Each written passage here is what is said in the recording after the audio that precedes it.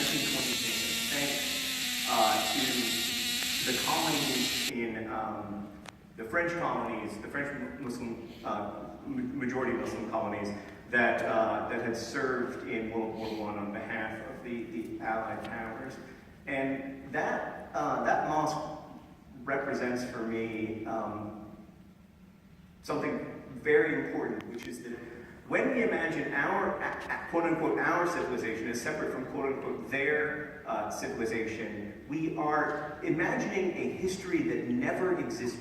There was never a time in the history of Islam where Islam was separate from Christianity, or where the Islamic world was separate from the so-called West. That time didn't exist. And there are conflicts when cultures interact.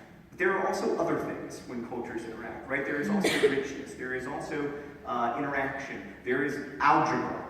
You know, I mean, this is not only a story of conflict. It is also a story, if you look at the last 1,400 years, of learning from each other, of growing from each other, of having a richer civilization, a shared civilization than we otherwise would have had. And when we let people imagine this as a civilizational conflict, whether it's Mike Pence or anyone else, we are doing a grave, grave disservice to the safety and security of the American people and also everyone else on the planet. Yeah, for sure. I would say one other thing on this point, that just not on this question of Islamophobia and the way that we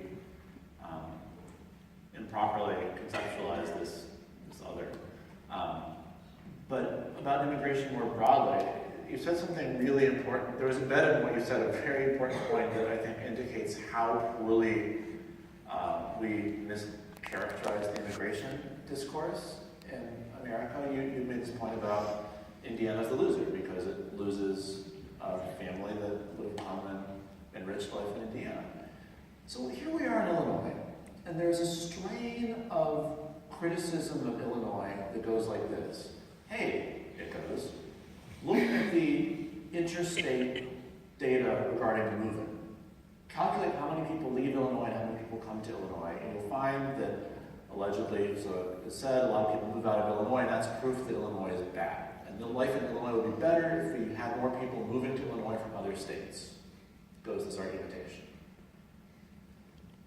And that's taken as just obvious. Of course things would be better if people from all over America wanted to come to Illinois and settle here and do work here and live life here and enrich our cultural existence. But as soon as we evaluate what it means to have people coming from abroad, we think about it differently. And yet the fact is just an empirical truth.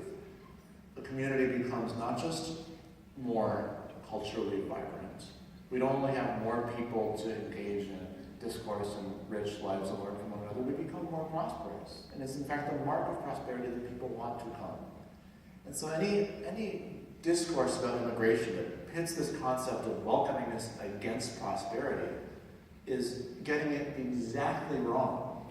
And it's not just wrong like, oh gosh, let's think really carefully and figure this out. No, it's wrong in a way that's obvious enough that there's no possible explanation for the wrongness unless it's truly motivated by racial panic. And that's a very dangerous disease that I think we need to